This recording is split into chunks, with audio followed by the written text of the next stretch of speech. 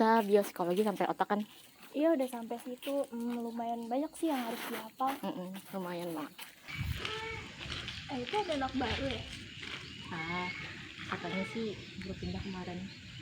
Aku baru tahu. Sampai Yuk. Hai. Kamu yang baru pindah kemarin ya?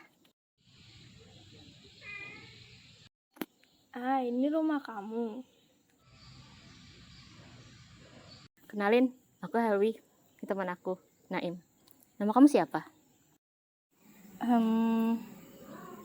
Nama aku Ica. Ica. Ica, masuk, sudah sore.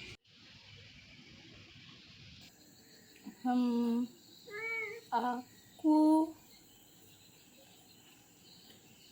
ke rumah.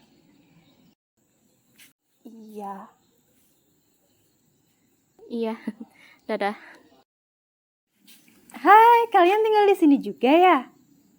Iya, Bu. Kalau boleh tahu Ica kenapa ya, Bu? Jadi, dulu ada insiden yang menimpa Ica. Sehingga dia sulit berbicara dengan orang lain. Bukan berarti dia gugup. Apa, Bu, nama penyakitnya? Non-fluent apasia. Non-fluent apasia. Aku baru dengar loh penyakit itu. Sama. Coba kita cari di internet. Itu ada video penjelasannya. Yang mana? Itu tuh. Oh. Pernahkah teman-teman sekalian mengalami atau menemui seseorang dengan keadaan sulit untuk menemukan kata-kata ketika hendak membalas lawan bicara? Padahal kita sendiri dalam keadaan paham sekali apa maksud dari lawan bicara, namun ketika hendak membalas lawan bicara, kita kebingungan dalam mencari kata-kata. Nah, jika teman-teman sering mengalami hal tersebut, teman-teman patut waspada karena hal ini dapat merupakan gejala dari afasia. Apa itu afasia? Afasia adalah gangguan berkomunikasi yang disebabkan oleh kerusakan pada otak. Gangguan ini dapat memengaruhi kemampuan berbicara dan menulis pada seseorang, serta kemampuan memahami kata-kata saat membaca ataupun mendengar. Afasia adalah istilah umum yang digunakan untuk mendefinisikan sekumpulan gangguan berbahasa yang terjadi setelah adanya kerusakan otak mengenai hemisfer sebelah kiri yang bertanggung jawab dalam pemrosesan bahasa, yaitu khususnya pada area Broca dan Wernicke. Afasia sendiri terbagi menjadi beberapa macam, salah satunya afasia Broca. Pada bentuk afasia ini, pembicaraan sangat terbatas dan biasanya dalam penyampaian bahasa, penderita menggunakan kata-kata singkat, biasanya kurang dari 4 buah kata. Kosakata pada penderita afasia Broca sangat terbatas. Penderita umumnya dapat mengerti kata-kata yang disampaikan padanya dengan cukup baik dan mampu membaca, namun terbatas dalam menulis. Bismillahirrahmanirrahim. Di sini ingin menjelaskan penyebab afasia. Apa saja sih yang menyebabkan afasia itu?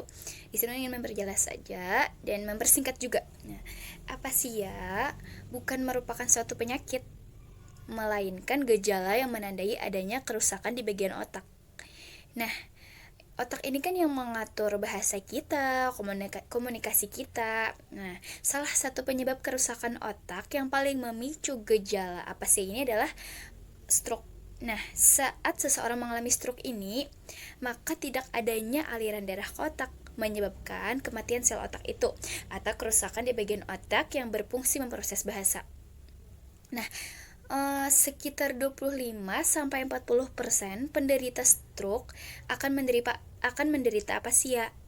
Nah, kerusakan otak akibat cedera juga mengakibatkan afasia, seperti tumor otak atau ensefalitis juga dapat menyebabkan afasia tersebut. Nah, pada kasus-kasus ini biasanya afasia akan disertai dengan gangguan lain seperti gangguan daya ingat dan gangguan kesadaran. Afasia dapat terjadi akibat penyakit yang menyebabkan kerusakan sel-sel otak. Misalnya, demensia dan penyakit Parkinson. Pada kondisi ini, afasia akan berkembang secara bertahap seiring dengan perkembangan penyakit. Nah, afasia juga dapat mempengaruhi aspek ekspresif maupun reseptif. Dalam dalam aspek ini komunikasi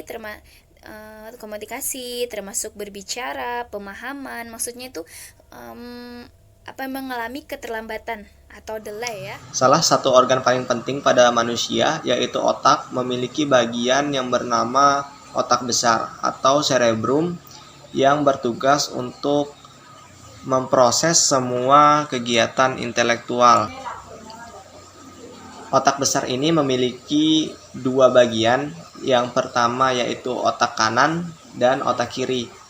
Dua bagian ini mempunyai struktur yang kompleks dan fungsi yang berbeda. Otak kanan berfungsi dalam mengembangkan emotional quotient.